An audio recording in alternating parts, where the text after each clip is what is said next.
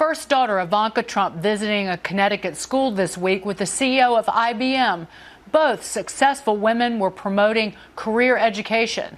The kids were said to be excited, but some parents, not so much. One even keeping their child at home for the day. Hadley, you say that is not a good lesson to teach our kids.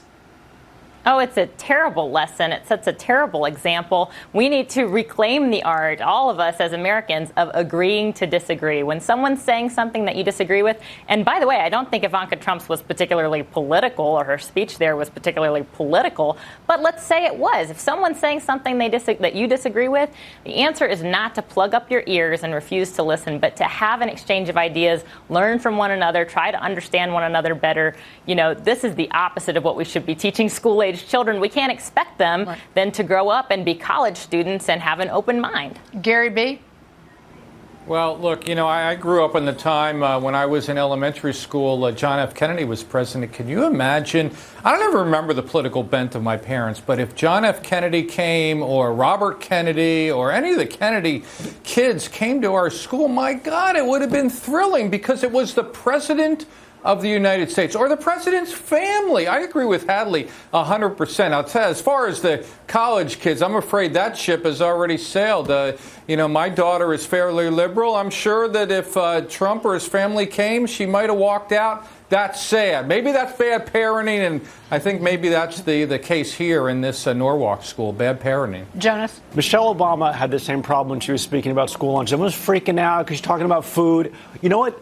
Ivanka Trump is not Steve Bannon. And even if Steve Bannon was speaking at your school, are you supposed to expose your kids to different viewpoints? It doesn't mean they're being brainwashed in 1 hour from one person. Just let it happen. Whoever side is there, that's what school is all about. It's not a big deal. Ivanka Trump is not the enemy, and neither was Michelle Obama. Chuck, people just need to get over themselves, no? I was just waiting for Gary B to be like, when I was a kid and this old guy showed up at my school named Lincoln. No, I'm joking. Sorry, Gary B. Look, these people have the right to do whatever they want to do with their kids. Sure, it may set a bad precedent, but that's the greatest thing you can control. The only control you're ever going to have over your kids was when they're little. So if you don't want them to go, you don't have to make them go, and you can explain to them whatever you want to explain to them. That you own them for just a little bit. Enjoy that. The Rocha boys are coming this weekend for Christmas, and I can't wait. John?